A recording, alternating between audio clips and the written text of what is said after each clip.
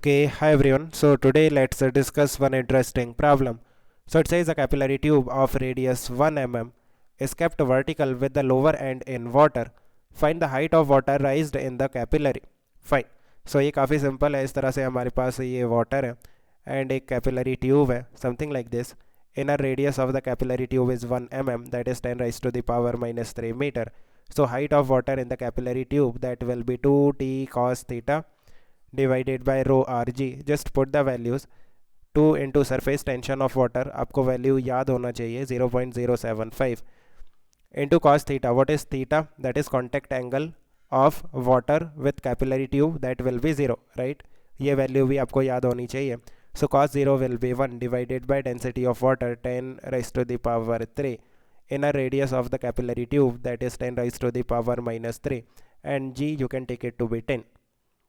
So ये solve करते हैं, ये आपस में कैंसिल हो गया. So it will be 0.75 into 2, so that is 150 है ना. So 0.15 divided by 10, so that is 0.015 metre, और यू कैन से 1.5 सेंटीमीटर.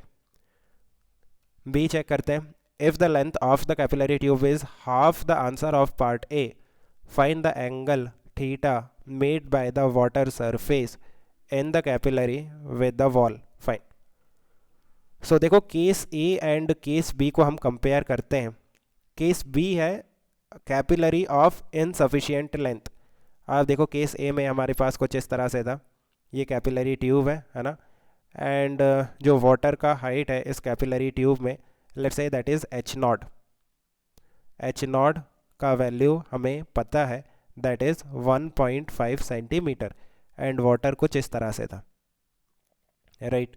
यहाँ पे जो कैपिलरी ट्यूब का लेंथ था दैट वाज सफिशिएंट.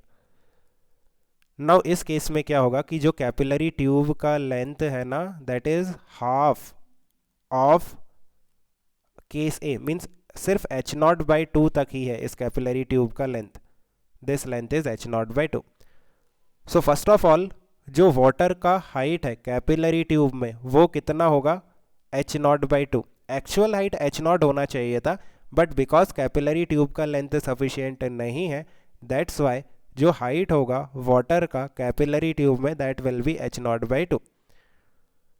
नाउ आप देखो कि ये जो इक्वेशन है h is equal to 2t cos theta divided by rho are G, ये जो इक्वेशन है ना ये हमेशा वैलिड है. बिकॉज ये जो इक्वेशन है अगर आप बेसिक में जाके देखोगे, देन ये इक्वेशन हमने कहाँ से डेराइव की है, ये इक्वेशन हमने डेराइव की है from the equilibrium of water in the capillary tube.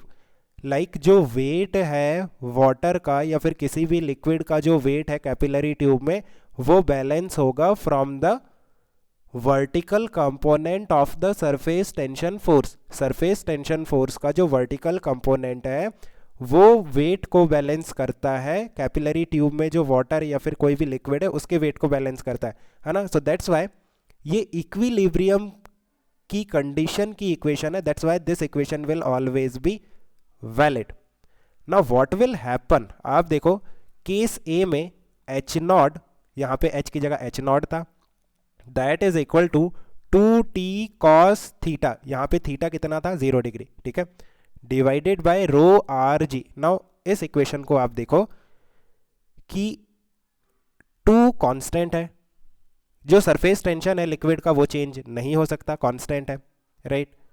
Density of liquid change नहीं हो सकता, ये भी कांस्टेंट है. Inner radius of the capillary tube ये भी कांस्टेंट रहेगा. जी ये तो यूनिवर्सल कांस्टेंट है, for earth it is constant, right. So change क्या हो सकता है, अगर आप हाइट को चेंज करते हो देन इस इक्वेशन के वैलिडेशन के लिए कॉस थीटा भी चेंज हो जाएगा. लाइक इनिशियली केस ए में जो कॉन्टैक्ट एंगल था, ये जो एंगल था ये 0 डिग्री था, बट बिकॉज ये जो हाइट है ये चेंज हो गई, दैट्स वाई जो एंगल है ना ये एंगल भी अब 0 नहीं होगा, ये कुछ नया एंगल हो जाएगा. Let's say theta new.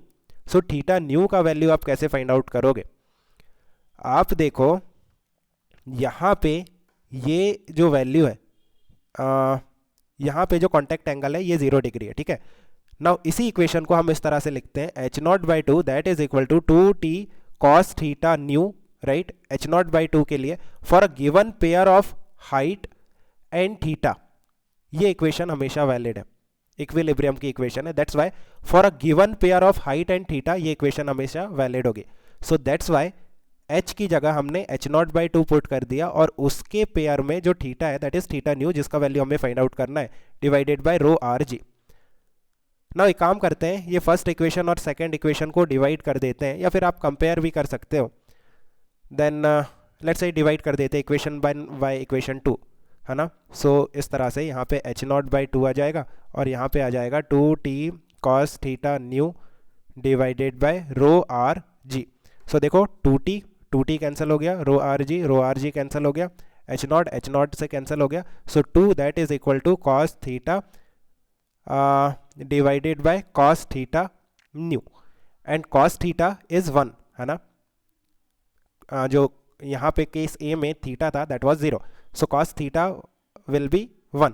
So cos theta new that will be 1/2, और वी कैन से जो थीटा न्यू होगा that will be simply 60 degree, right. cos theta new is equal to 1/2, it means theta new कितना होगा, 60 degree. So I think you have understood. Let me know if you still have any confusion. We can discuss further. Okay guys, keep working hard. Best of luck. Bye.